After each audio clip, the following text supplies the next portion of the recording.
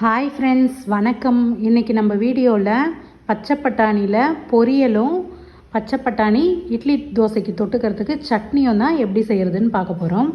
வாங்க நம்ம இந்த வீடியோக்குள்ளே போய் எப்படி செய்கிறதுன்னு பார்த்துடலாம். முதல்ல நம்ம பச்சை பட்டாணி பொரியல் எப்படி செய்கிறதுன்னு பார்த்துடலாம். நான் ஸ்டவ்வை பற்ற வச்சு ஒரு கடாய் வச்சுட்டு கொஞ்சமாக எண்ணெய் ஊற்றிட்டு அதுக்கப்புறம் கொஞ்சம் ஒரு ஸ்பூன் அளவு சோம்பு போட்டுக்கிறேன். அது பொரிஞ்ச உடனே ஒரு வெங்காயம் கட் பண்ணி வச்சுருக்கேன், ஒரு 4 பல்லு பூண்டை தட்டி வச்சுருக்கேன், ஒரு கொத்து கருவேப்பிலை, இது எல்லாத்தையுமே ஒன்றா சேர்த்து நம்ம நல்லா வதக்கி விட்டுக்கலாம். இப்போ இது நல்லா வதங்கின உடனே ஒரு தக்காளி கட் பண்ணி வச்சுருக்கேன், அதையும் சேர்த்து நல்லா குழைய நல்லா மசிஞ்சா மாதிரி ஆகிற வரைக்கும் நல்லா வதக்கிக்கலாம். இப்போ இதுவும் வதங்கின உடனே ஒரு ஸ்பூன் இஞ்சி பூண்டு பேஸ்ட்டை போட்டு நல்லா வதக்கிக்கலாம்.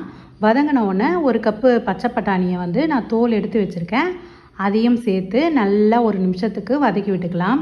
இது செய்கிறது ரொம்பவே சிம்பிளாக தான் இருக்கும், ஆனால் டேஸ்ட்டு சூப்பராக இருக்கும். நீங்கள் சாம்பார் சாதம், ரசம் சாதம், தயிர் சாதத்துக்கெல்லாம் அட்டகாசமாக இருக்கும். இப்போ இந்த பட்டாணியை போட்டு ஒரு நிமிஷத்துக்கு நல்லா வதக்கிட்டேன். இப்போ இதுலேயே நம்ம தேவையான அளவு உப்பு, மிளகாத்தூள் சேர்த்து நம்ம நல்லா வதக்கிக்கலாம். அதுக்கப்புறமா முங்குற அளவுக்கு தண்ணி ஊற்றி இந்த பச்சை பட்டாணி நல்லா வேகணும், தண்ணி நல்லா சுண்டி வரணும். இது நல்லா வெந்து வரத்துக்குள்ளே நம்ம இட்லி தோசைக்கு பச்சை பட்டாணியில் சட்னி எப்படி செய்கிறதுன்னு பார்க்கலாம் வாங்க. இந்த சட்னியும் சிம்பிளாக தான் இருக்கும், டேஸ்ட்டு சூப்பராக இருக்கும், ட்ரை பண்ணி பாருங்கள். இப்போ ஸ்டவ்வை பற்ற வச்சு ஒரு கடாய் வச்சுட்டு ஒரு கப் அளவு பச்சை பட்டாணி, பூண்டு பெருசாக இருந்ததுனால ஒரே ஒரு பூண்டை 2ஆக கட் பண்ணி வச்சுருக்கேன், சின்னதாக இருந்ததுன்னா ஒரு 3 பல்லு பூண்டு சேர்த்துக்கோங்க, ஒரு பச்சை மிளகா உங்கள் காரத்துக்கு ஏற்ற மாதிரி சேர்த்துக்கோங்க. நான் ஒரு பச்சை மிளகா சேர்த்து இதை மொத்தமாக போட்டு நம்ம நல்லா வதக்கி விட்டுக்கலாம். இப்போ இது எண்ணெயிலேயே ஒரு 5 நிமிஷத்துக்கு நம்ம சிம்மில் வச்சு பொறுமையாக நம்ம வதக்கி எடுத்துக்கலாம். இது வதங்கிறதுலையே இந்த பச்சை பட்டாணி நல்லா வெந்துடும். இப்போது சட்னிக்கு தேவையான உப்பு கொஞ்சம் சேர்த்து நல்லா நான் வதக்கி விட்டுக்கிறேன்.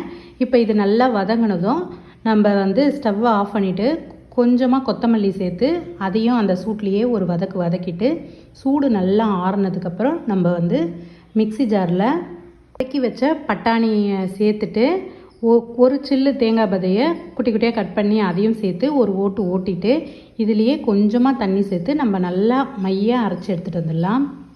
தாளிப்புக்கு நான் கொஞ்சமாக எண்ணெய் ஊற்றிட்டு கடுகு உளுத்த பருப்பு போட்டுக்கிறேன்.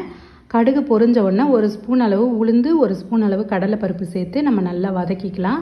இது நல்லா வதங்கினதும் நான் ஒரு 3 காஞ்ச மிளகாவை கிள்ளி வச்சுருக்கேன், ஒரு கொத்து கருவேப்பிலையை சேர்த்து இதை நல்லா வதக்கிட்டு நம்ம இந்த சட்னியில் இந்த தாளிப்பை கொட்டி இறக்கணுன்னா சூப்பரான பட்டாணி சட்னி ரெடி. கண்டிப்பாக இந்த சட்னியை நீங்கள் ட்ரை பண்ணி பார்த்துட்டு எப்படி இருந்ததுன்னு கமெண்ட்டில் சொல்லுங்கள். சிம்பிளாக இருக்கும், ரொம்பவே டேஸ்ட்டாக இருக்கும். இந்த பட்டாணி சீசன்லேயே இதை ட்ரை பண்ணி பாருங்கள். நம்ம வேக வச்ச பட்டாணியும் நல்லா வெந்துடுச்சு. நீங்கள் சப்பாத்திக்கு சுட சுட சாதத்தில் போட்டு சாப்பிட்ணுன்னா நீங்கள் இந்த கிரேவி பக்குவத்தில் இருக்கும்போதே நீங்கள் இறக்கிடுங்க, சூப்பராக இருக்கும் சப்பாத்திக்கு சுட சுட சாதத்தில் போட்டு சாப்பிட்றதுக்கு.